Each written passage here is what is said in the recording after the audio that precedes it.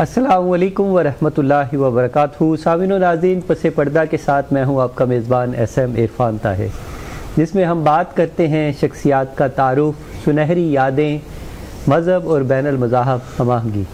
اور بہت سی جو ہے عظیم شخصیات کمیونٹی کے اندر، مختلف شعبہ جات کے اندر جو خدمات سر انجام دے رہی ہیں، ان کا تعارف لے کر اور ان کی خدمات کو جو ہے اجاگر کرنے کے لیے آپ کے سامنے پیش کرتے ہیں۔ آج ہماری خوش قسمتی ہے، بڑی ہی عظیم قد کاٹ والی شخصیت جو ہے وہ ہمارے مہمان بنے ہیں۔ بلا تاخیر جو ہے میں چاہوں گا کہ ان کا میں آپ سے تعارف بھی کرواؤں، اور انشاءاللہ انہی کی زبانی ہم جانیں گے ان کی شخصیت کے مختلف پہلو، نشیب و فراز، زندگی کی جو جرنی ہے، اور کس طرح سے جو ہے انہوں نے اپنا لوہا منوایا ہے برطانیہ کے اندر، دیس کے اندر اور پردیس کے اندر، دونوں جگہ پہ۔ ایک لیجنڈری شخصیت ہمارے ساتھ موجود ہے جو کہ ریڈیو پریزنٹر کے طور پر، ہوسٹ کے طور پر، اور اس کے ساتھ ساتھ جو ہے بہت ہی نمایاں طور پر انہیں فاؤنڈنگ فادر آف جو ہے میوزک کہا جاتا ہے۔ ایشین میوزک کے لیے ان کی بڑی گراں قدر خدمات ہیں۔ محمد ایوب MB صاحب ہمارے ساتھ موجود ہیں۔ میں سجی بہت شکر گزار ہوں آپ کا۔ آپ نے بہت سی پرسنالٹیز جو ہیں، بہت سی سیلیبریٹیز جو ہیں، ان کے انٹرویوز کیے ہیں۔ آج میری خوش قسمتی ہے کہ میں آپ کا انٹرویو کر رہا ہوں۔ یہ آپ کی محبت ہے، شفقت ہے۔ تو میں چاہوں گا کہ تھوڑا سا آپ اپنا جو ہے پس منظر، بیک گراؤنڈ بتائیے، آپ کا تعلق جو ہے وہ کہاں سے ہے ہمارے دیکھنے سننے والوں کو، پھر ہم اس سفر کو آگے لے کے چلتے ہیں انشاءاللہ۔ بسم اللہ الرحمن الرحیم۔ میں سب سے پہلے تو آپ کو مشکور ہوں ZMC نیٹ ورک کا کہ انہوں نے مجھ جیسے ناچیز کو آج یہاں پر موقع دیا کہ اپنے ناظرین کے ساتھ بات چیت کر سکیں۔ تو میں اس قابل نہیں ہوں جتنی تعریفیں آپ نے کر لی ہیں، لیکن ہم نے تمام زندگی یہاں پہ گزاری ہے۔ 61 میں آیا تھا، 7 دسمبر 1961 لنڈن ہیتھرو پر۔ تو برمنگھم کی فلائٹ بک کی تھی، برمنگھم کی فلائٹ پتہ چلا کہ کینسل ہو گئی ہے۔ رات کو 9 بجے وہاں بیٹھے ہوئے تھے ہیتھرو پر، اور اب وہاں پہ کوئی ٹھکانہ نہیں تھا۔ لیکن بے یارو مددگار گئے ریسیپشن پر، تو 2-4 اور دوست وہاں پہ آئے تھے جو کہ میرپور سے آئے ہوئے تھے، اور انہوں نے یہاں برمنگھم آنا تھا۔ تو وہ کہہ رہے تھے کہ ہم رات نہیں رہنا چاہتے۔ میں نے کہا ٹھیک ہے۔ تو ریسیپشن پہ ان کو جب ہم نے کہا تو انہوں نے کہا کہ ایک ذریعہ ہو سکتا ہے کہ ٹرین کے ذریعے آپ کو بھیج دیں۔ تو انہوں نے رات کو 9 بجے کے قریب ہمیں ٹکٹ دیے ٹرین کے فرسٹ کلاس، پیڈنگٹن سے ہمیں کوچ پہ بھیجا، اور یہاں صبح 3 بجے ہم برمنگھم سنو اسٹیشن پر پہنچ گئے۔ وہاں سے ٹیکسی لے کر ہم، مجھے یاد ہے کہ بریتفرڈ روڈ پہ وہ رہتے تھے اور میں فارم روڈ پہ آ رہا تھا، میں نے اسپارک بک پہ۔ تو وہاں پہ قدم تھے 3:15 بجے میں یہاں پہ پہنچا۔ تو اس وقت وہ ہمارا دوست جو برمنگھم ایئرپورٹ پہ لینے گئے تھے، وہ بیچارے فاق کی وجہ سے چونکہ کینسل ہو گیا تھا، تو مایوس ہو گئے، کہتے کل آئیں گے اب۔ تو جب 3:15 وہ بن گئے تو وہ حیران ہو گئے، لیکن آپ نے دوسرا راستہ اختیار کیا اور منزل تک پہنچ گئے۔ اچھا ایوب صاحب، 1957 کے اندر غالباً جو ہے آپ نے جو ہے گجرات ایز اے میتھمیٹک اور سائنس ٹیچر کے طور پر اپنی خدمات سر انجام دی۔ جی۔ اور پھر گجرات سے کیا وابستگی ہے وہ بھی بتائیں تھوڑی سی۔ میری پیدائش گجرات سے ہے، اور میں نے میٹرک بھی وہیں سے کیا، FSC وہاں سے کیا، BSc ڈگری وہاں سے کی۔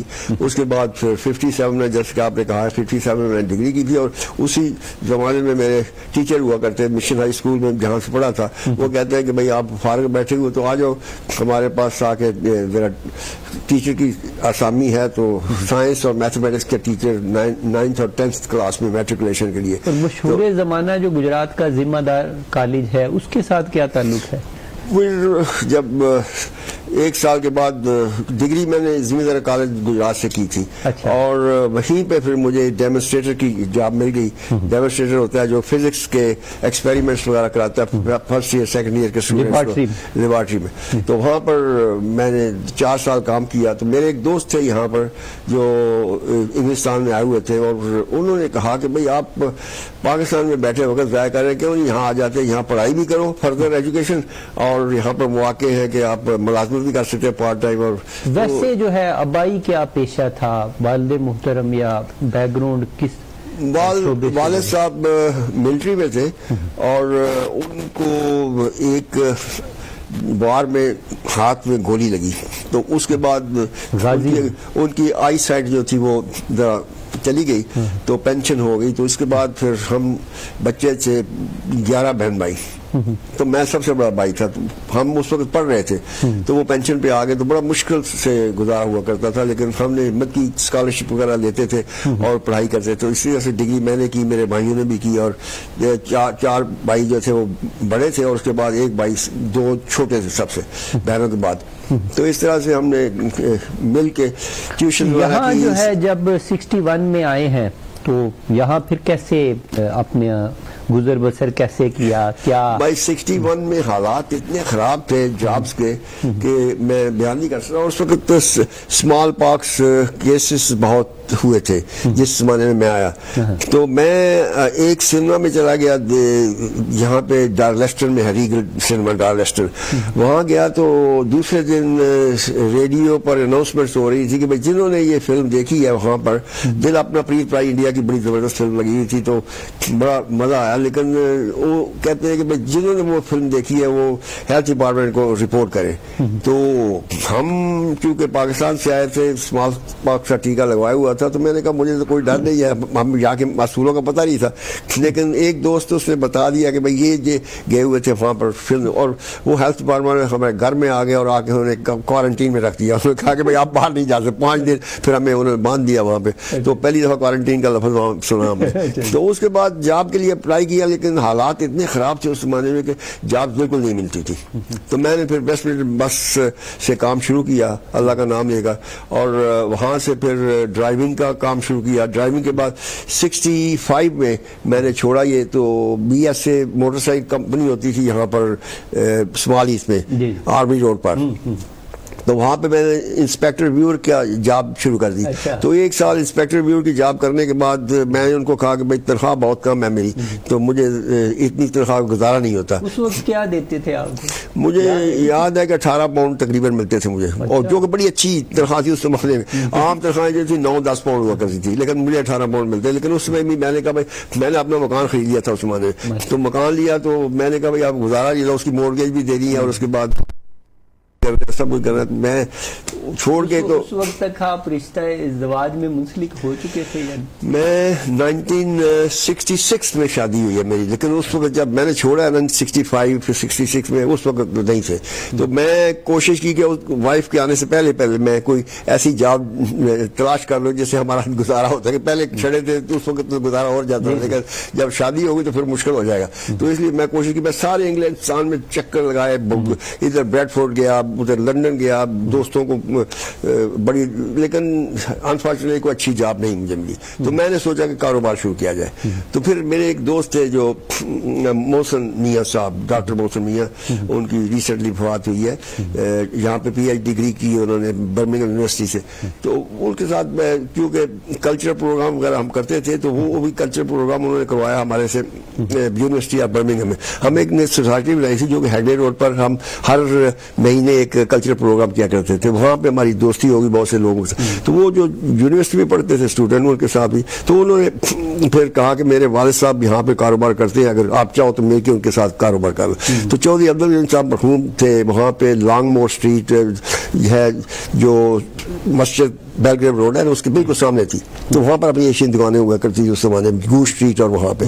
تو وہاں پہ پھر ان کے ساتھ یہ مادہ ہو گیا. 50-50 پہ ہم نے کاروبار شروع کیا. بالسریز روڈ پہ ایک چھوٹی دکان تھی کاؤنسل کی، وہ ہم نے لی. بالکل یہ کمرہ تو بہت بڑا ہے، اس سے بھی چھوٹی. ایک چیز جو ہے وہ سملر ہے جو 1965 یا 66 میں آپ نے کہا کہ شادی کا بندھن بھی اسی وقت ہوا، اور پھر اورینٹل سٹار ایجنسی کا بھی جو ہے قیام اسی وقت، بالکل اسی سال ہوا. اچھا، تو یہ دونوں شادیاں کٹھی جو ہے بالکل یہ دونوں میرے، اور میں سمجھتا ہوں کہ ان کی قسمت کا ستارہ جو تھا بلند تھا کہ آتے ہی جاب چھوڑ کر میں نے کاروبار شروع کر دیا. اور کاروبار آپ یقین کیجئے گا کہ میرے پاس اس وقت کوئی سرمایہ جاری تھا.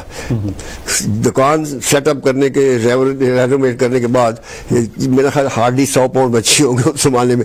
تو اس سے ہم نے ٹرانزسٹر ریڈیو تھے اس زمانے میں بڑے مشہور شارٹ ویو کے, کیونکہ یہاں پر نہ کوئی ریڈیو پروگرام تھا, نہ کوئی ریکارڈ تھے, نہ کوئی ریکارڈ پلیئر تھا, نہ کوئی کیسٹ پلیئر تھا. تو لوگ ترسے ہوئے ہوتے تھے. یہاں پر میٹنی شوز لگتے تھے اپنے لوگ چند ایک سنوں میں, سنڈے کو صبح کو, جو 3 بجے سے انگلش فلمیں لگتی تھیں, 11 سے 2 بجے تک ایک میٹنی شو جو ہے وہ شروع کر دیں. تو ہماری دکان کے پاس ایک لگتا سنیما ہوا کرتا بال سریت روڈ پہ, اور ایک گوش اسٹریٹ میں سنیما ہوتا ٹرائنگل سنیما.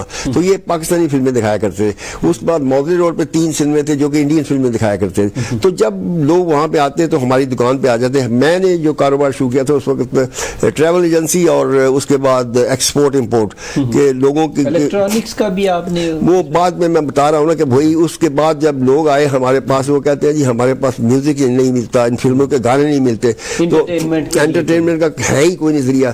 تو لوگ سنیما گھروں میں اکٹھے ہو کے اس طرح سے آتے تھے جیسے کمیونٹی سینٹر ہے, کپڑے خوبصورت پہنتے تھے, آپس میں فلم شروع ہونے سے پہلے 1 گھنٹہ آ جاتے. آپ اپنے ایک دوسرے کے گریوینسز بتاتے, خطوط آپ نے پڑھتے جو پاکستان انڈیا سے آئے ہوتے تھے, تو دکھ سکھ آپ نے جو تھے وہ بتاتے. تو یہ کمیونٹی سینٹر ہوا کرتا تھا. تو وہاں پر ڈسکس, وہ پھر ختم ہوتی فلم جب 2 بجے تو ہماری دکان پہ آ جاتے. ہم سنڈے کو بھی کھولتے تھے. تو دکان پہ آگے وہ ٹریول وغیرہ کا تو کام نہیں, لیکن وہ کہتے بھائی ہمیں اس فلم کے گانے چاہیے.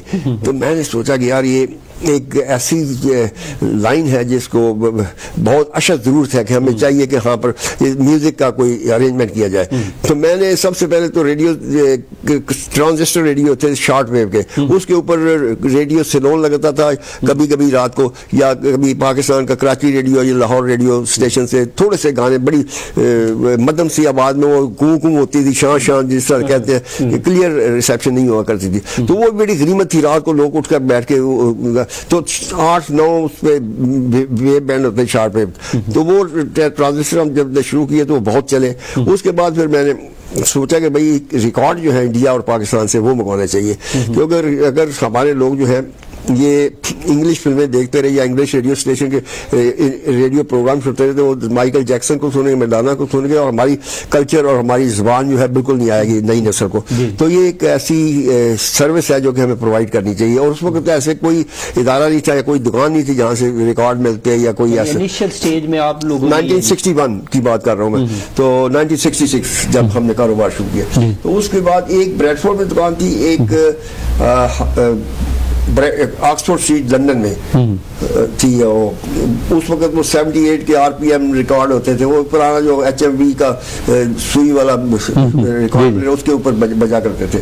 لیکن پھر اس کے بعد 7 انچ کے EP ریکارڈ آنے شروع ہو گئے, تو وہ ہم نے امپورٹ کرنے شروع کیے. میں گیا EMI ریکارڈنگ کمپنی جو تھی, ان کے پاس رائٹ سے پاکستان اور انڈیا کی کمپنیوں کے. تو میں ان سے ملا جا کے ہیز میں, تو مینیجر کو بتایا اس طرح سے کہ ہمیں اب چاہیے انڈیا کا اور پاکستان کا میوزک امپورٹ کرنا چاہتے ہیں. تو اگریڈ. تو اس کے بعد ایک شپمنٹ جو آئی, تو اس زمانے میں بائی ایئر نہیں آتے تھے, بائی شپ. تو بائی شپ جو 8-9 ہفتے لگ گئے. تو جتنے بھی ریکارڈ آرڈر کیے تھے آتے ہی فوراً بک گئے. اتنا ڈیمانڈ ہوئی کہ بس لوگ, میں نے کہا بھائی یہ تو بڑا ظاہر پائنیئر تھے انٹرٹین کا, اور ذریعہ نہیں تھا. تو پھر انہوں نے, میں نے زیادہ کوانٹٹی میں نیکسٹ ٹائم کیا, تو اس طرح سے بڑھاتے رہے. تو ایک ایسا وقت آیا کہ ہم نے ان کو کہا کہ ہمیں آپ ڈسٹریبیوٹر بنا دو تمام انگلینڈ کا, کیونکہ دوسرے شہروں سے بھی لوگ آنے شروع ہو گئے کہ بھائی ریکارڈ لینے کے لیے, کیونکہ وہاں سے ملتے نہیں تھے. تو ہم نے پھر ہول سیل کا ڈسٹریبیوشن نیٹ ورک شروع کیا. اور پھر موزلی روڈ کے اوپر 68 میں وہ دکان جو تھی وہ ڈیمالش ہوگی, کیونکہ کونسل کا وہ تھا کانٹریکٹ. تو وہاں سے چھوڑ کے ہم موزلی روڈ پہ آ گئے. موزلی روڈ پہ ایک کی بجائے 2 دکانیں ہم نے لی. شیری قدہ جہاں پہ نا آج کل, تو اس کے آگے یہ پیٹرول پمپ ہوا کرتا, یہاں پہ لٹل سپر مارکیٹ ہے آج کل, یہاں پہ ہماری دکانیں تھی. تو وہاں پہ ہم نے 2 دکانیں لی اور وہاں پر ہول سیل ریکارڈ منگوانے شروع کر دیے. تو مجھے یاد ہے کہ ٹرک بھرے ہوئے آتے تھے ریکارڈوں کی, اتنی ڈیمانڈ تھی. تمام انگلستان میں ہم ڈسٹریبیوٹ کیا کرتے تھے.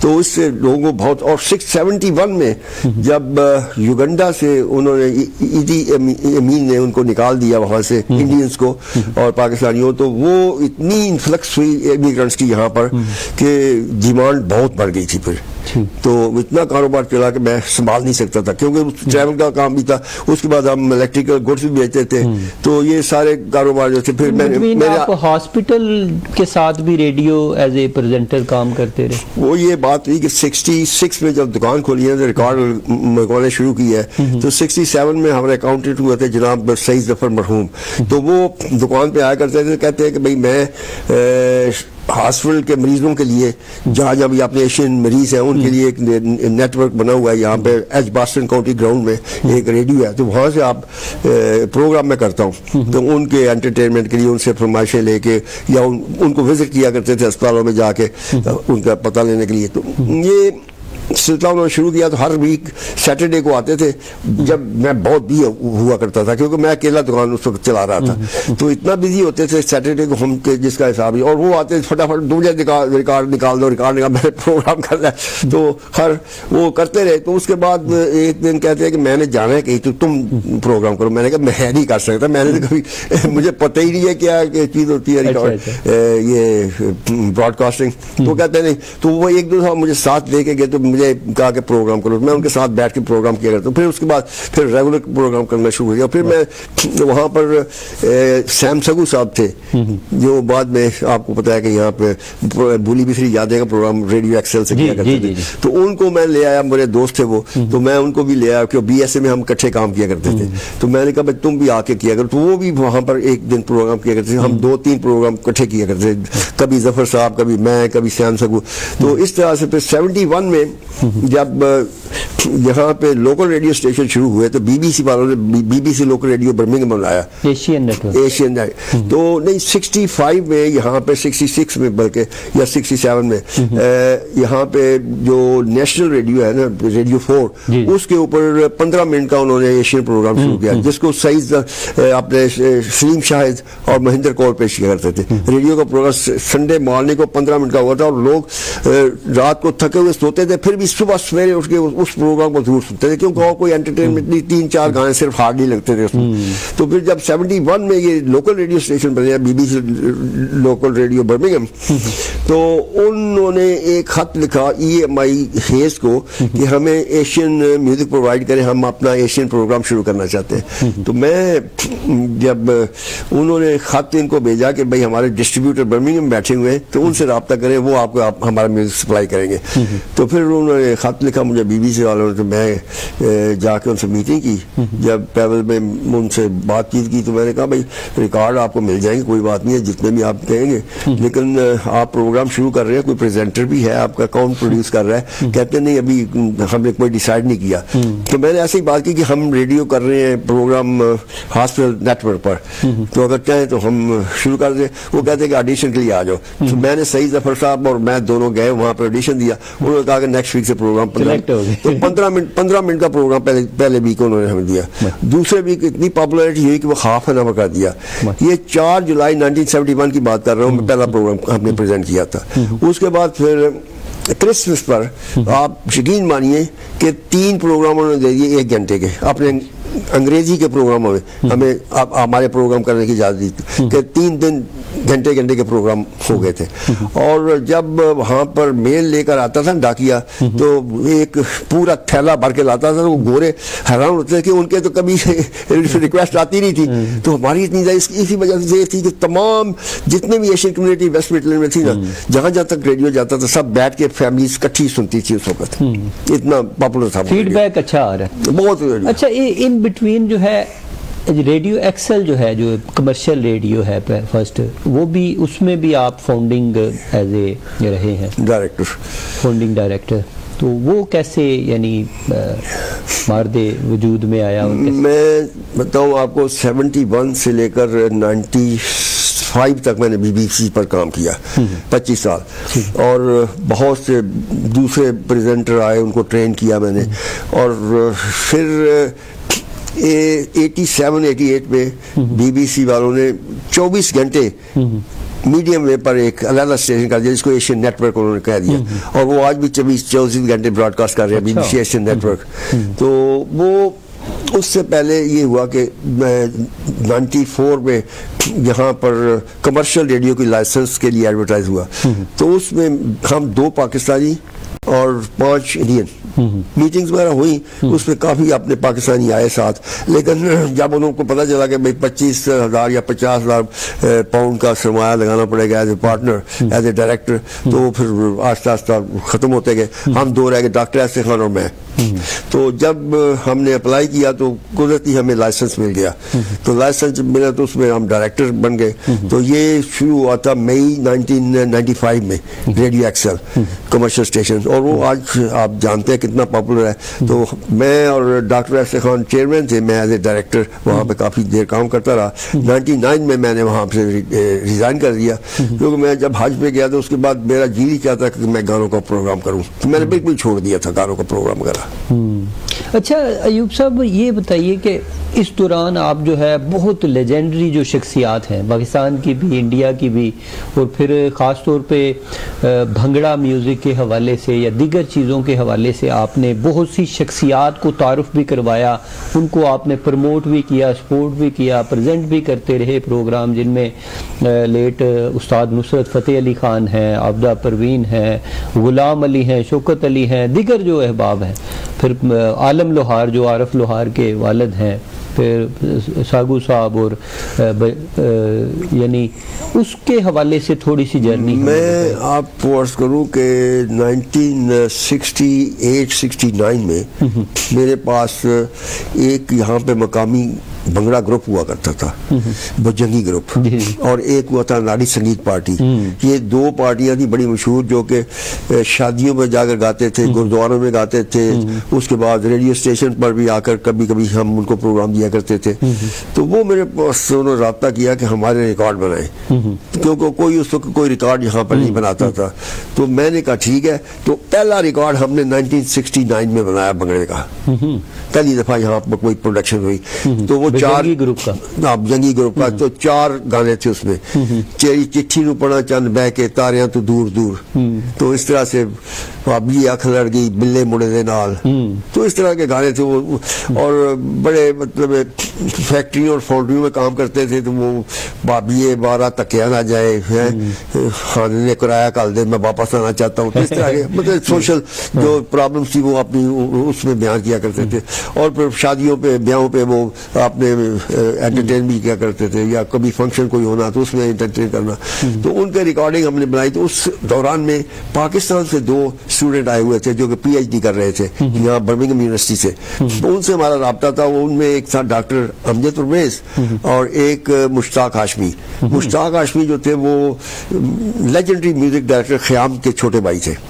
خیام جن نے کبھی کبھی کا میوزک دیا, اگر آپ کو پتا ہوگا, بڑی بڑی فلموں میں میوزک دیا تھا. تو ان کا چھوٹے بھائی. اور امجد پرویز, ڈاکٹر امجد پرویز اس وقت اے اسٹار آرٹسٹ ہیں ٹیلی ویژن پاکستان کے. تو وہ پی ایچ ڈی کرنے آئے تھے, ان کو گانے کا شوق تھا. تو انہوں نے B B C television جہاں پر ایک پروگرام ہوا کرتا ہاف این آور کا, جو سلیم شاہد اور مہندر کور پیشی کرتے سنڈے مارننگ کو half an hour television پہ, نئی زندگی نیا جیون. تو اس میں انہوں نے ایک گانا گایا تھا, سسیے بے خبرے تیرا لٹیا شہر بمبورنی. اور وہ اتنا پاپولر, 2 اکٹھے مل کے گاتے تھے, اور ایسے لگتا تھا جیسے ایک ہی آواز ہے, اتنا ان کا آپس میں سر ملتا تھا. تو وہ پھر مجھے کہنے لگے امجد پرویز اور ہاشمی صاحب کہ بھائی آپ ایوب بھائی لوگوں کے بنگڑا ریکارڈ بناتے ہیں تو ہمارا کیوں نہیں بناتے. تو میں نے کہا ٹھیک ہے آپ کا بھی بنایا. تو پہلا اسٹیریو ریکارڈ جو ہم نے بنایا اس وقت ان کا بنایا تھا, اور وہ گانا تھا دلان سودے میں جو دھمال ڈالی تھی نور جہاں نے, شہباز قلندر کا. تو وہ ہم نے ریکارڈنگ کی پہلی دفعہ اسٹیریو میں, کیونکہ پاکستان میں مانو ریکارڈ بنتے ہیں, اسٹیریو نہیں تھے. تو یہاں پر بڑی اعلیٰ کوالٹی کا ہم نے وہ ریکارڈ بنایا. ای پی ریکارڈ بڑا چلا تھا اس وقت ان کا. اس کے بعد ہم نے اور بھی ریکارڈنگ کی, ان کے ساتھ نذیر بیگم پاکستان کی سنگر آئی, ان کے ڈوئٹ بنائے.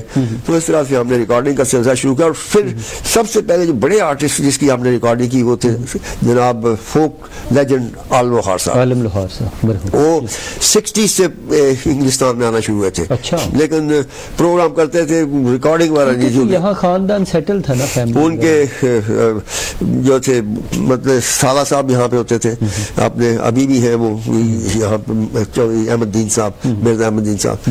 تو ان کے پاس آ کر ٹھہرا کرتے تھے. تو اور ایک ظفر صاحب ہوتے تھے, ظفر صاحب ان کے ساتھ بھی ان کی دوستی تھی, اور وہ ان کے لیے گیت لکھا کرتے تھے. بہت سے گیت جو انہوں نے گائے ہیں وہ انہی کے گائے ہیں ظفر صاحب کے. ہاں جی. تو میں تو بیاہ کر کے پچھتایا, تو یہ اس طرح کے گانے انہوں نے بڑے زبردست گائے تھے. تو وہ ہمارے پاس آیا کرتے, لوہار صاحب 71 کی بات ہے, تو کہنے لگے ایوب بھائی ریکارڈنگ کرو ہماری. میں نے کہا بھائی ہم چھوٹی سی کمپنی ہے, ہمارے پاس اتنا سرمایہ نہیں ہے کہ آپ کی ریکارڈنگ کر سکیں, کیونکہ اس وقت ایل پی ریکارڈ بنتے تھے. ایل پی ریکارڈ کا بنانے کا بہت خرچہ ہوا کرتا تھا.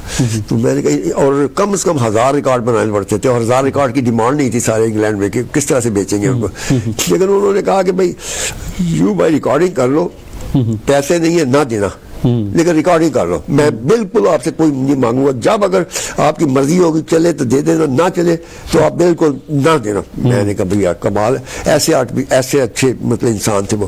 تو ہم نے پھر ان کی پہلی ریکارڈنگ کی, اس کے بعد ایل پی, میرا خیال 8 ایل پی ان کے ریکارڈنگ کیے تھے ہم نے, اور کافی پاپولر ہوئے وہ. پہلی دفعہ کسی ایشین آرٹسٹ کے یہاں پر ایل پی ریکارڈ بنے تھے, اور وہ بھی اسٹیریو میں. پاکستان میں کبھی ایل پی نہیں بنتا تھا. تو اس کے بعد پھر شوکت علی صاحب آئے 74 میں آرین پروین کے ساتھ. تو شوکت علی صاحب کا ہم نے ریکارڈنگ کی, ان کا گانا مشہور کیا تھا وہ میں ولایت کا ہوں آ گیا, سنتے میں گھبرا گیا. تو اس کے بعد پھر 1977 میں ہم یہاں پر ایشین سانگ کانٹیسٹ کیا کرتے تھے.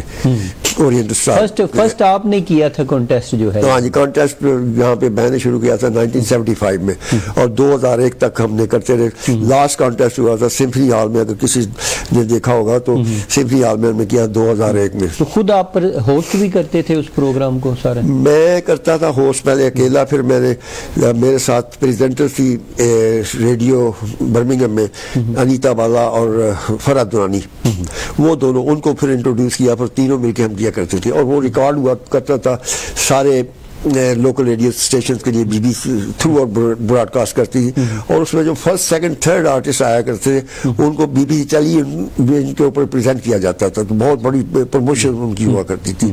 تو اس طرح سے 75 سے لے کر 2001 تک یہاں کے لوکل ٹیلنٹ کو ابھارنے کے لیے. اور اس کی خوبی یہ تھی کہ گانا جو تھا وہ فلمی گانا نہیں گا سکتے, کوئی ریکارڈڈ گانا نہیں گا سکتے, بالکل برانڈ نیو گانا, اور برانڈ نیو ٹیون, اور کوئی سی ٹیون بھی کاپی نہیں کر سکتے.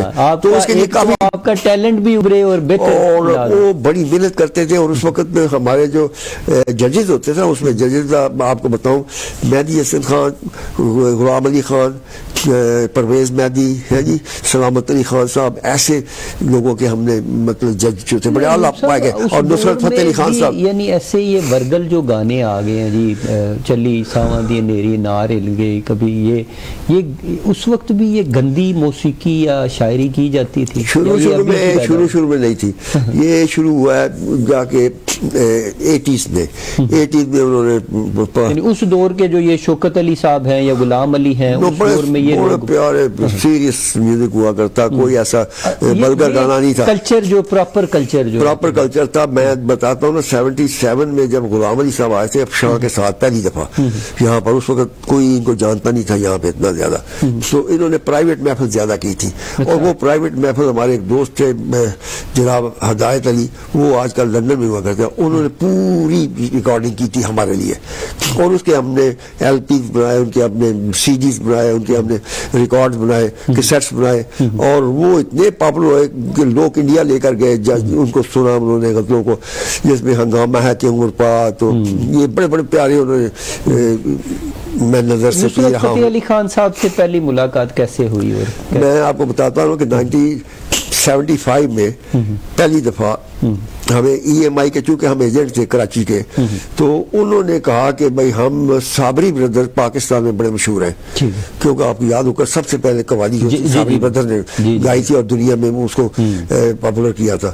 ان کی قوالیاں تھی تاجدار حرم, بالا اللہ کمالہی, وہ قوالیاں جو تھیں. اور وہ پہلی دفعہ امریکہ میں پروگرام کر کے آئے تھے, اور یورپ میں چند ایک پروگرام انہوں نے کیے تھے. تو ای ایم آئی والوں نے ہمیں کانٹیکٹ کیا, کہا کہ بھائی منصور بخاری صاحب ہوا کرتے تھے, پترس بخاری کے بیٹے, وہ ای ایم آئی کے مینیجنگ ڈائریکٹر تھے. تو ہمارے تعلقات سے ان کے بڑے اچھے, یہ جناب ضیاء محی الدین اور یہ سارے دوست تھے بخاری صاحب کے, وہ اکٹھے مل کے آیا کرتے تھے ہماری دکان پہ.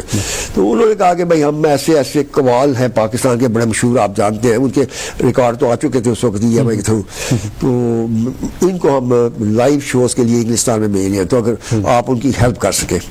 تو پھر ہم نے پورے دورے کا اہتمام کیا صابری برادر کا 75 میں پہلی دفعہ قوالی جو انگلستان میں سنی ہے لوگوں نے لائیو, وہ صابری برادر آئے تھے, اور اتنے کامیاب ہوئے تھے کہ میں بتا نہیں سکتا آپ کو. ہر شہر میں لوگ ٹرانس میں چلے جاتے, حال جس کو کہتے ہیں وجد طاری ہو جاتا تھا. میں دیکھا ریئلی کہ اتنا مطلب اس کو شوق سے ذوق سے لوگوں نے سنا قوالی. اور اس کے بعد پھر 77 میں عطاءاللہ حنیسہ خیلی کو ہم نے انٹروڈیوس کیا اس ملک میں, اور ادھر زندگی کا جنازہ اٹھے گا سب سے پہلے وہ مشہور ہوا تھا ان کا. تو وہ ہم نے یہاں پر ریکارڈنگ کی, لیکن وہ اس وقت تک یہاں آئے نہیں تھے. پھر 77 میں ہمارے دوست حاجی ہدایت اللہ صاحب, جن کا میں کہہ رہا ہوں کہ جنہوں نے غلام علی کی ریکارڈنگ کی تھی لائیو ساری, وہ پاکستان میں فیصل آباد سے جا کے ریکارڈنگ کر کے لاتے تھے. تو ایک ریکارڈنگ کر کے لائے, بڑی ریل ہوتی تھی تو 10 انچ کی, تو اس کے اوپر ریکارڈنگ کر کے لائے, تو 4 قوالیاں تھیں اس کے اوپر.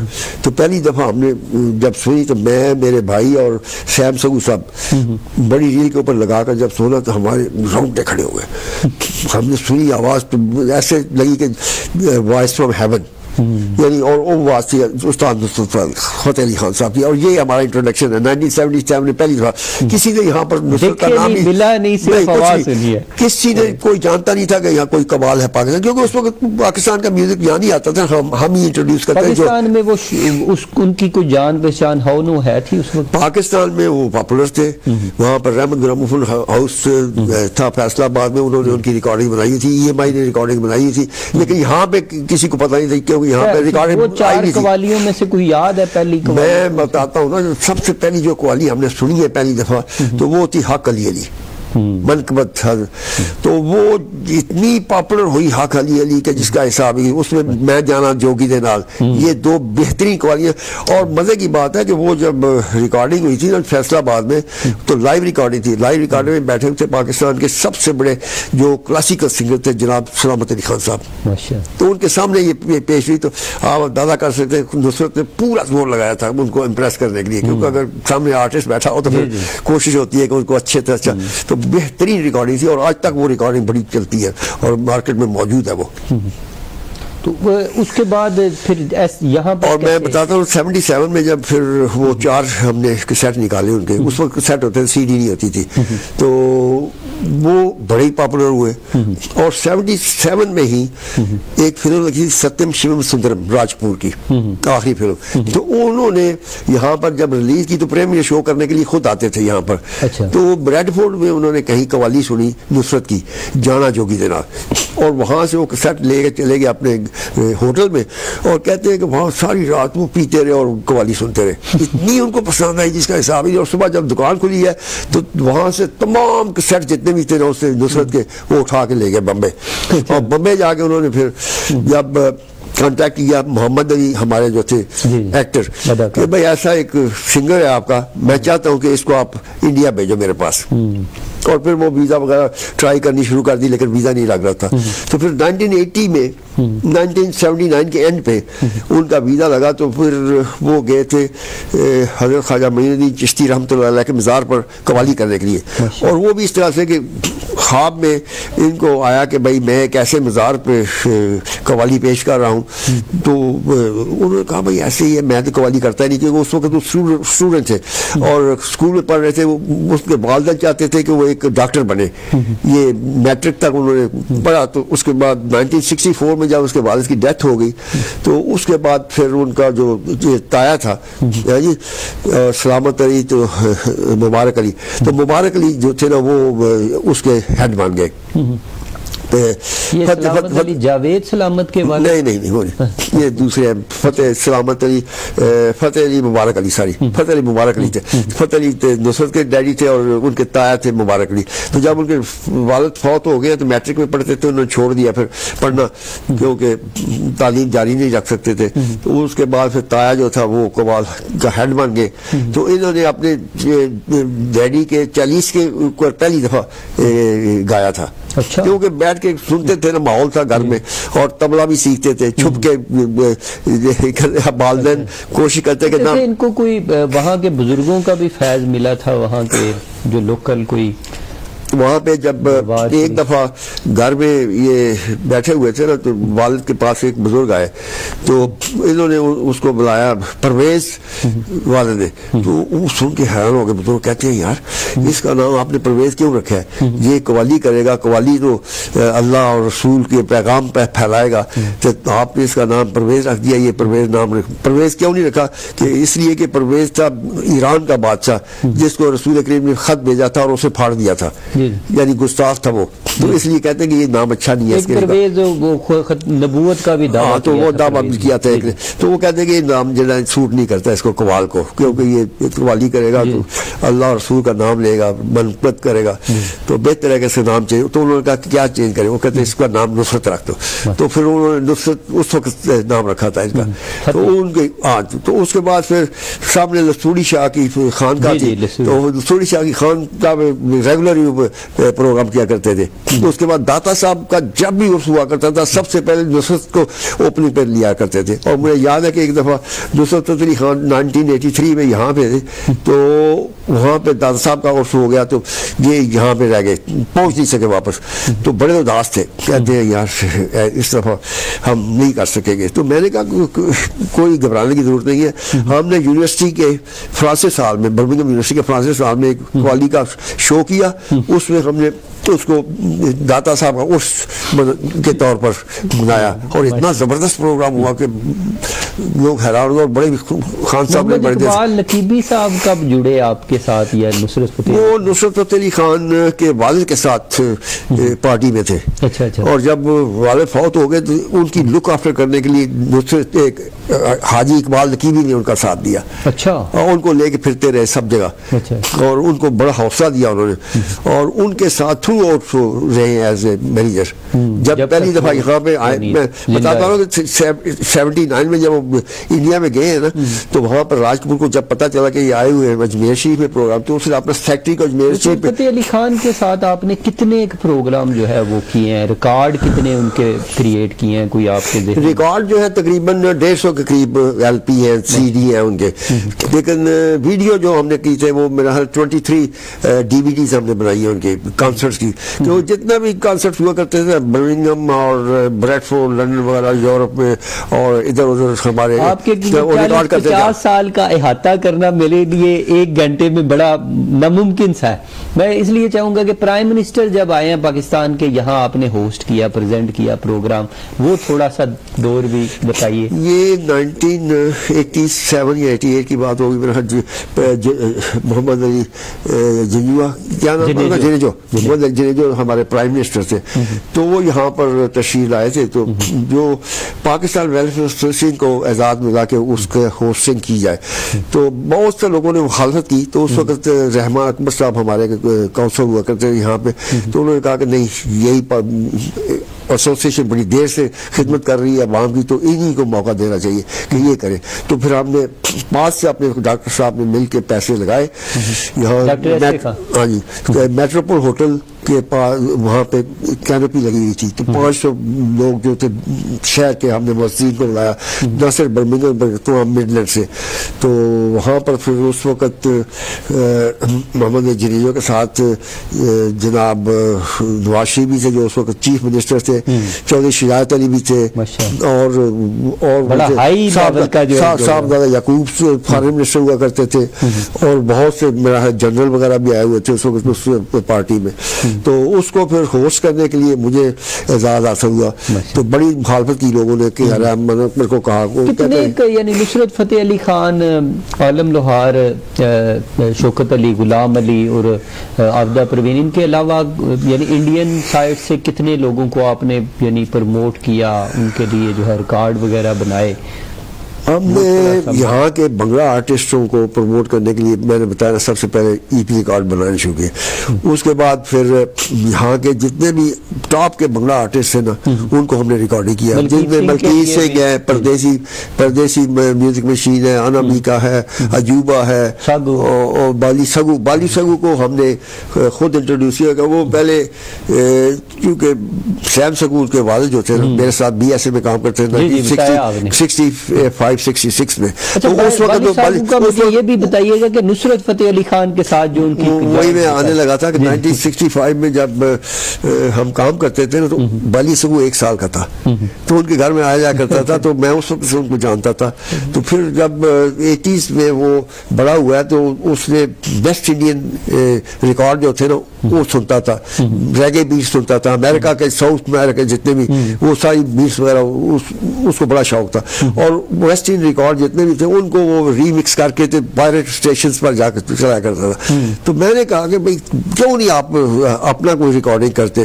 تو پھر میں نے ان کو موقع دیا, ملکیت سنگھ جو سب سے بڑے بنگلہ آرٹسٹ تھے آج بھی ہے, تو ان کے ساتھ ان کی ایک ریکارڈنگ دی. تو میں نے کہا اس کو آپ ری مکس کر کے دکھاؤ مجھے. تو وہ انہوں نے ہے جمالو جو تھی اس کو ریمکس کیا تو کافی اچھی چلی. تو اس کے بعد میں نصرت صاحب کو پلے کر کے جب دکھایا میں نے کہا بھائی یہ کام ہے اس کا, تو کیوں نہ آپ کا بھی انٹروڈکشن کرایا جائے ویسٹرن مارکیٹ میں اور یوتھ کے ساتھ رابطہ ہو جائے آپ کا. کیونکہ قوالی آدھے گھنٹے کی, میں نے ایک پریزنٹر تھا ریڈیو ایکسر میں اس کو کہا کہ بھائی آؤ پریزنٹ قوالی آپ کو سناتے ہیں. تو کہتے ہیں نہیں میں تو نہیں جاؤں. میں نے کیوں نہیں جائے, کہتی ہاف این آور ہا کرتے رہتے ہیں. میں مجھے نہیں مزہ آتا کہ وہ آپ جانتے ہیں کہ سونیا دیال بڑی زبردست پریزنٹر تھی. تو اس کو میں نے کہا نہیں تو ایسے کرو کہ ٹاؤن ہال میں شو ہو رہا ہے, آ جانا, آدھا گھنٹہ بیٹھنا, اگر آپ کو نہیں مزہ آئے گا چلے جانا, کوئی بات نہیں, میں کہ پیسے آپ سے چارج کرنا ہوگا, آپ کو کچھ دینا پڑے گا. تو وہ خیر آ گئی. تو وہ کہتی ہے کہ میں 3 گھنٹے کے بعد جب شو ختم ہوا میں پوچھا بھائی کیا تم یہاں پہ بیٹھی, کہتی ہے میں تو 1 منٹ ہل نہیں سکی, اتنی میں میرا ٹرانس ہو گیا تھا, دوسری دنیا میں چلی گئی تھی. یعنی انسان کو اپنے غم بھول جاتے تھے, سب کچھ اللہ اور رسول کا پیغام اتنا اعلیٰ طریقے سے دل پر اثر کرتا تھا کہ ماحول. اچھا ایوب صاحب, اس دوران آپ چیریٹی ورک بھی کرتے رہے ویلفیئر کے لیے, بہت سے آپ نے ہوسٹ کیے پروگرام. ان بٹوین میرے خیال سے عمران خان صاحب کا بھی جو ہے, شوکت خانم کا بھی جو ہے آپ نے پروگرام ارینج کیا تھا, اس کی بھی تھوڑی سی رود آتی. میں آپ کو بتاتا ہوں نا کہ جب بلی سگو نصرت کا, میں نے نصرت صاحب کو کہا کہ بھائی یہ بلی سگو بڑا اچھا میوزک کرتا ہے, انہوں نے سنا تو کہتے ہیں واقعی بھائی. پھر ایک دن لندن آئے تو جا رہے تھے وہ ساؤتھ افریقہ ٹور تھا, تو ان کے فارغ تھا. میں نے کہا بھائی آپ ایسے کریں کہ میں اسٹوڈیو بک کراتا ہوں, وہاں آ جائے. بلی کو میں نے کہا بھائی آ جاؤ. پھر کاونٹری میں آنے ایک اسٹوڈیو بک کیا, خان صاحب وہاں سے آئے اور دوپہر کے 12 بجے تھے وہاں بیٹھ کے بلی نے بیٹس وغیرہ لگائیں. تو اس کے بعد انہوں نے پوچھا خان صاحب نے سیکٹری سے اقبال نقیبی سے کہ بھائی وہ میرا بیاض نکالو, کلام جس میں لکھتے ہیں. وہ کہتا ہے وہ تو لندن میں رہ گیا بیگ ہمارا. لو جی اندازہ لگاؤ کہ سارے گانے انہوں نے زبانی لکھے اسی وقت. یہ کتنا سونا تم رب نے بلایا, اور جی سارے وہاں پہ پھر بیٹس کے اوپر انہوں نے 3 گھنٹے میں ساری ریکارڈنگ ہو گئی.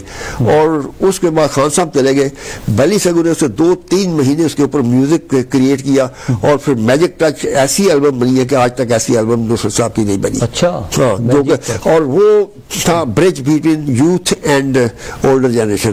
پھر یوتھ نے بھی ان کو سننا شروع کر دیا, اور پھر قوالی میں آنا شروع کر دیا. قوالی میں وہ تھا کتنا سونا تم رب نے بنایا. تھوڑا سا جو ہے وہ بتائیے. چیریٹی کا یہ ہے کہ ہم جب سانگ کنٹیسٹ کیا کرتا تھا, میں شروع سے ہی جتنی بھی وہاں پہ پرافٹ ہوتا پروسیڈ ہوا کرتے تھے وہ چیریٹی میں دے دیتا تھا. اور 1987 میں جب روانڈا میں وہاں پہ قید پڑا تو کیا تھا روانڈا ہی سا میرا خیال, وہاں پہ قید پڑا نا, تو جتنی بھی آمدن تھی ہم نے آکسفورڈ کے ذریعے تقریباً 5,000 پاؤنڈ تھے, تو وہ ان کو دے دیے تھے. تو وہ پھر ریڈیو ٹائمز والا اسپیشل چھاپا تھا کہ دیکھو آپ بھی یوروپین سانگ کانٹیسٹ کرتے ہو, 1 پینی نہیں دیتے, اور یہ ایشین سانگ کانٹیسٹ کیا, اور انہوں نے اتنا پیسہ چیریٹی. تو میں ہر سال جتنا بھی پیسے ہوا کرتے وہ چیریٹی میں ہم دے دیا کرتے تھے. تو اس طرح سے پھر خان صاحب نصرت کا جو تھا ان کے ساتھ ساتھ تھے، عمران خان کے ساتھ ہم نے شو ارینج کروائے، اور شوکت مموری خانوں کا سب سے پہلا شو جو ہوا تھا یہاں پر ٹاور بال روم برمنگھم میں ہوا تھا ایج باسٹر میں، تو اس میں سنیل دت بھی آئے تھے انڈیا کے ایکٹر، اور انہوں نے $25,000 دیے تھے اپنے کینسر فنڈ سے اس میں، اور ہم نے مل کے 7 آدمی تھے جو مل کے خواجہ شفیق صاحب اور نذیر اوان صاحب اور اس طرح سے افضل بٹ صاحب، تو 7 آدمی تھے، ہم مل کے ہم نے ارینج کیا تھا، اس پہ $1.5 لاکھ ہم نے اکٹھا کر کے دیا تھا پہلے شو میں، اندازہ ہے۔ تو اسی طرح پھر خان صاحب کا لنڈن میں شو کیا تھا انہوں نے، جہاں پہ امیتابھ بچن وغیرہ آئے، کبھی آپ دیکھیں تو ریکارڈنگ انٹرنیٹ پہ ملے گی، تو اس میں رولنگ سٹونز بھی آئے ہوئے تھے جی، مک جیگر، تو وہاں پہ بھی کافی پیسہ اکٹھا ہوا، اور بھی بڑے انہوں نے کیے، جتنے بھی ہم ادھر سیلاب کے لیے، کبھی سیلاب آتا، فلڈ آئے تو اس کے لیے ہم چیریٹی شو کرتے تھے آرٹسٹوں کو بلا کے، تو اس طرح سے۔ اچھا، پرنس آف ویلز نے بھی آپ کو انوائٹ کیا، پھر 2014 کے اندر جو ہے آپ کو MBE کا ایوارڈ جو ہے وہ نوازا گیا، اور اسی میوزک کی خدمت کے حوالے سے اس کا تھوڑا سا احوال بتائیں گے۔ پھر آپ جب میں BBC پہ کام کیا کرتا تھا نا، تو انہوں نے براڈ کاسٹر سب کو انوائٹ کیا تھا، جب کنزنگٹن پیلس میں رہتے پرنس چارلز لیڈی ڈائی کے ساتھ، تو وہاں پر ضیاء محی الدین بھی تھے، میں بھی تھا، ٹریور میکڈونلڈ اور بڑے بڑے براڈ کاسٹر جتنے بھی تھے، جین لیونگز وغیرہ، تو وہاں پہ ملاقات ان کے ساتھ ہوئی تھی۔ اس کے بعد پھر گارڈن پارٹی ہوتی ہے کوئن کی، اس میں بھی ہم گئے۔ پھر 2014 میں کوئن نے مجھے MBE کے لیے ایوارڈ دیا، جو کہ بہت بڑا اعزاز تھا میرے لیے نہیں بلکہ تمام کمیونٹی کے لیے، میرے بھائیوں کے لیے، میرے ورکر جتنے اورینٹل اسٹار جس میں کام کرتے ہیں، اور پاکستانی کمیونٹی خاص طور پر، کہ ہارڈلی میرا خیال ہے 1 یا 2 پاکستانیوں کو برمنگھم سے سال میں ایوارڈ ملتا ہے ایسا۔ آج کل تو وہ بھی میں نے نہیں دیکھا، کیونکہ بڑے لوگ ڈیزرو کرتے ہیں لیکن شاید اپلائی نہیں کرتے، یا کیا بات ہے، کرنا چاہیے۔ ہمارے بہت بڑے بڑے ہائی کلاس بزنس مین ہیں، اور بہت انٹرپرینئر ہیں، اور بہت جینیس یوتھ ہے، ان کو چاہیے کہ آگے بڑھے اور اپلائی کریں، کیونکہ انڈین کو زیادہ ملتا ہے، اپنے پاکستانیوں کو بہت کم ملتا ہے۔ تو آپ نے یہ 2015 کے اندر جا کے ریسیو کیا؟ 2014 مئی میں میں عمرہ کر کے آیا تھا، تو عمرہ کر کے آیا تھا، ساتھ ہی مجھے خوشخبری ملی کہ بھائی آپ کو یہ ایوارڈ مل رہا ہے۔ تو اس کے بعد پھر یہ لینے گئے تھے ہم اکتوبر میں۔ اچھا، اکتوبر میں 20 بکنگھم پیلس جا کے پرنسس این نے پریزنٹ کیا تھا۔ اچھا، ماشاءاللہ۔ کیا یہ بہت بڑا اعزاز ہے ہماری کمیونٹی کے لیے۔ جذبات تھے اس وقت، فیلنگ کیا تھی آپ کی؟ مجھے بہت خوشی تھی کہ بھائی ہمیں ایز اے پاکستانی، میں کبھی سوچ بھی نہیں سکتا تھا کہ ایسا ایوارڈ مجھے ملے گا۔ آپ نے تو بہت ایوارڈ ملتے ہیں، اور میرا سب سے بڑا ایوارڈ میں سمجھتا ہوں کہ عوام آپ کو پسند کرتے ہیں، یعنی ایوارڈ میری قبر جو ہے اب اس میں رکھنے کی جگہ نہیں ہے، اتنے ایوارڈ دیے ہیں میں نے، لیکن یہ ایک ایسا ایوارڈ ہے کہ جو بڑا پریسٹیجیس ایوارڈ ہے۔ زندگی کا کوئی یعنی ایک طویل سفر ہے، 40 سالہ جو ہے میوزک کی خدمت ہے، 50 سالہ کمیونٹی کی خدمت ہے، ایک طویل زندگی آپ نے سرو کی ہے، یہاں رہتے ہوئے کوئی ایسا لمحہ جس میں بہت پریشانی، بہت ہی غمزدہ لمحہ جسے سیڈ موومنٹ کہہ سکتے ہیں، اور کوئی خوشی کا لمحہ اگر ہم دونوں آپ سے پوچھیں تو کیا آپ کی زندگی کے ہیں لمحہ؟ میں نے کبھی بھی نیگیٹو تھنکنگ نہیں کی، میں ہمیشہ پازیٹیو سوچتا ہوں۔ ڈپریشن وغیرہ یہ وہ مجھے ایک دفعہ ہونے لگی تھی، یہ 1978 میں بتاؤں آپ کو کہ میں ایک ایسی مجھے بیماری لگ گئی تھی جو کہ کہتے ہیں کہ بڑی فیٹل تھی، کہ اس میں آدمی کی جان بھی جا سکتی ہے۔ تو 10 دن میں ہسپتال رہا تھا، ایسٹ برمنگھم ہاسپٹل ہوتا تھا، ہارٹ لینڈ کہتے ہیں اس کو، تو وہ میرے لنگس میں کوئی پرابلم ہو گئی تھی۔ تو میرے ساتھ جو مریض دوسرا تھا وہ کوئی ہاسپٹل سے آنے کے بعد میرے خیال with in month he died, West Indian تھا۔ تو میں اللہ کا شکر ہے کہ بس صحت مند ہو گیا۔ تو اس کے بعد میری لائف کا ایٹیچیوڈ چینج ہو گیا تھا۔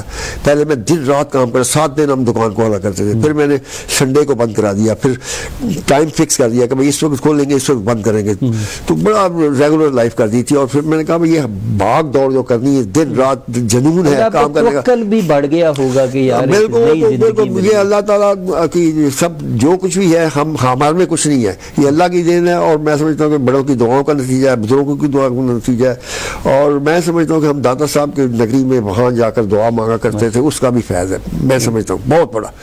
اور پھر ہم نے کافی صوفیاء کرام کے ساتھ کام کیا، اور اس کے بعد سب سے بڑا صوفی سنگر جو ہے. آپ نے جس اپنے پروفیشن کے اندر رہتے ہوئے جس پیشے کو فروغ دیا، جن لوگوں کو سپورٹ کیا، پرموٹ کیا، ہر طرح سے جو ہے اپنی زندگی بھی سرو کر دی، ابھی آپ مطمئن ہیں، سیٹسفائیڈ ہیں؟ جو آپ ڈیزرو کرتے تھے آپ کو وہ عزت، رسپیکٹ، آنر جو ہے وہ ملا ہے، کہ ابھی بھی کوئی تشنگی ہے کہ یار یہ جو ہے اسٹیٹس مجھے اگر حاصل ہوتا تو کیا ہی ہوتا تھا؟ نہیں، میں تو سمجھتا ہوں کہ مجھے اپنی حیثیت سے زیادہ اللہ تعالیٰ نے نوازا ہے، کہ میرے دل میں کوئی ایسی خواہش نہیں ہے کہ یہ نہیں. لیکن ایک چیز کا ضرور خواہش ہوتی ہے کہ اگر برطانیہ میں رہ کر آپ برطانیہ کی حکومت سے ایوارڈ لے سکتے ہیں تو اپنی پاکستانی کمیونٹی کیوں نہیں، پاکستان گورنمنٹ کیوں نہیں ان کو آنر کر سکتی. اور اس کے بعد سب سے بڑا جو ہے برمنگھم سٹی کونسل کے لیے ہم نے اتنا کام کیا ہے کہ برمنگھم کا نام جہاں جہاں نصرت جاتا ہے، اب ملینز لوگ نصرت کو سنتے ہیں. آج آپ انٹرنیٹ پہ جا کے دیکھیں، اور جو بھی ہے میوزک کا میکہ برمنگھم کہلاتا ہے، کہ یہاں سے ایشین میوزک جو ہے تمام دنیا میں پھیلا. بھنگڑا آرٹسٹ ملکیت سنگھ اور تلاوت کے نعتوں کے سارے جتنے بھی تھے البم وہ ساری دنیا میں ہم نے ایکسپورٹ کیا، اور جتنے بھی اتنا سرمایہ کمایا ہم نے اس کے لیے، اور اتنا نام کمایا. اور جہاں بھی ہوتا ہے لوگ آتے ہیں ٹیلی ویژن پروگرام کرنے کے لیے، فرانس سے آتے ہیں، جاپان سے آتے ہیں، ساؤتھ افریقہ سے ہمارے انٹرویو کرنے کے لیے آتے ہیں، وہ برمنگھم کا نام لیتے ہیں. اور برمنگھم کا نام جو ہے ہم نے ساری دنیا میں روشن کیا. لیکن آج تک برمنگھم سٹی کونسل کو یہ توفیق نہیں. اور ہماری 22% جو ہے ہماری میجارٹی ہے پاکستانی جو ہے کونسلر موجود ہے، ریپرزنٹیشن موجود ہے، اس کے باوجود کیوں جو ہے اس طرف ان کا توجہ نہیں ہے؟ بھائی آپ نے پتہ نہیں کیوں. اور اس کے بعد یہ ہے کہ ہماری ہائی کمیشن یہاں پہ ہے جو ان کو کوئی پرواہ نہیں ہے کہ بھائی ملکہ اگر آپ کو اعزاز دیتی ہے تو آپ اپنی کمیونٹی کے لوگوں کو، ان لوگوں کو بالکل کوئی جانتے نہیں ہے. یہاں پر آپ مجھے کوئی اعتراض، کچھ لوگوں کو دیکھیں ستارہ امتیاز دیتے ہیں، ستارہ قائد اعظم دیتے ہیں، مختلف جو ہے اعزازات سے نوازتے ہیں، تو جن لوگوں کی یہاں پر خدمات کو یہاں کی گورنمنٹ نے ریکگنائز کیا ہے تو ان کے لیے بھی تو کچھ نہ کچھ میں سمجھتا ہوں کہ ہونا چاہیے. لیکن مجھے کوئی افسوس نہیں ہے، میں ان ایوارڈس کو بلیو نہیں کرتا. میرا سب سے بڑا ایوارڈ یہی ہے کہ اللہ تعالیٰ نے ہمیں عزت دی ہے، اور لوگ جو ہے محبت کرتے ہیں، جن کے ساتھ ہم نے بات چیت کی. اور ہمیشہ میں جہاں بھی گیا لوگوں نے مجھے پہچان لیا. میں حیران ہوتا ہوں کہ کس طرح سے. میں حج کرنے کے لیے جب گیا تو 2 ٹیکسیز ہم نے لی مدینہ شریف ایئرپورٹ پہ. تو جب ہم اپنے ہوٹل میں گئے تو اتر رہے تھے تو میں ہوٹل میں آیا تو بھائی بتاتے ہیں کہ کہتے ہیں یار پچھلا ٹیکسی ڈرائیور پوچھتا ہے کہ میں نے اس شخص کو کہیں دیکھا ہے. تو انہوں نے کہا کہ یہ تو پہلی دفعہ آئے ہیں، کہاں دیکھا آپ نے؟ کہتے نہیں میں نے دیکھا. پھر سوچ کہتے ہیں او نصرت فتح علی خان کے ویڈیو میں دیکھا ان کو پریزنٹ کرتے ہوئے. دیکھو اس کے بعد میں دبئی گیا ایک دفعہ، وہاں پہ سفاری ہوتی ہے، ڈیزرٹ سفاری. تو وہاں ڈیزرٹ سفاری میں وہ راستے میں روکتے ہیں اور وہاں پہ کچھ تھوڑا انٹرٹین کرتے ہیں، اسٹال وغیرہ لگے ہوتے ہیں. تو وہاں پر اسٹال لگے ہوئے تھے تو میں ایک اسٹال پہ جا کے نا، تو وہ کھانے ہوتے ہیں، کوئی باربیکیو لگا ہوتا ہے، کوئی ڈرنکس کی ایک دکان ہے. وہ ڈرنکس والے کے پاس بار بار جا کے میں ڈرنکس لے کے آتا تھا. تو وہ کہتا ہے کہ یار اتنا کوک پیتے ہیں آپ. میں نے کہا میں اپنے لیے نہیں لے کے جا رہا، میں تو اپنی فیملی ہے، سارے بچے بیٹھے ہوئے ان کے لیے لے کے جاتا ہوں، میں تو اتنا پیتا ہی نہیں ہے. لیکن وہ کہتا ہے یار میں نے آپ کو دیکھا ہوا ہے کہیں. میں نے کہا کہاں دیکھا؟ کہتا ہے یار میں نے کہا آپ کہاں سے؟ کہتا ہے میں بمبے سے ہوں. میں نے کہا کہاں دیکھا؟ کہتا ہے نصرت فتح علی خان کے ویڈیو میں پہچان لیا اسے مجھے. تو اس طرح سے اللہ تعالیٰ نے اتنی جہاں بھی جاتے ہیں پہچان دیا. تو یہ سب سے بڑا ایوارڈ یہی ہے. اپنی یوتھ کو، یہاں پر بسنے والے نوجوانوں کو کیا پیغام دیں گے اختتامی طور پر؟ میں تو یہی کہتا ہوں کہ بھائی ایمانداری کے ساتھ کام کریں، محنت کریں، اپنے ملک کے بارے میں پازیٹیو سوچیں ہمیشہ، اور دوسروں کے خوشیاں بانٹیں، کبھی برا نہ کسی کا سوچیں. میں تو یہی سمجھتا ہوں. اور ہمت سے کام کریں، جو کام کریں نیک نیتی سے اور محنت سے کریں بس. بہت شکریہ محمد ایوب MBE صاحب، ایک لیجنڈری شخصیت، ایک بہت بڑی شخصیت، اور اپنی ذات کے اندر جو ہے ایک انجمن رکھتے ہیں. اس طرح کے جو قیمتی ہیرے ہیں اللہ رب العزت نے ہماری کمیونٹی میں عطا کر رکھے ہیں، جنہوں نے یہاں دیار غیر کے اندر رہتے ہوئے بھی اپنے ملک کا اپنی قوم کا نام جو ہے وہ اونچا کیا ہے، قد کاٹھ جو ہے وہ اونچا کیا ہے، اپنے ملک کے لیے پازیٹیوٹی کو جو ہے وہ پروموٹ دیا ہے. یہ حقیقی تصویریں ہیں، مثبت تصویر جو ہے، مثبت رخ جو ہے پاکستان کا. ایسی شخصیات ہیں. محمد ایوب MB صاحب کے دل کی جو بات ہے وہ بھی آپ تک ہم نے پہنچائی ہے. ان کی جو شخصیت ہے ان کا احاطہ کرنا 1 گھنٹے کے اندر ممکن نہیں، لیکن میکسیمم جو ہے وہ میں نے کوشش کی ہے. باقی آپ اپنے فیڈ بیک سے آگاہ کیجئے گا. اپنے میزبان SM عرفان طاہر کو اب تک کے لیے اجازت دیجیے. Keep watching ZMC network. ایک نئے پروگرام، نئے عزم کے ساتھ دوبارہ آپ کی خدمت میں حاضر ہوں گا. اللہ نگہبان.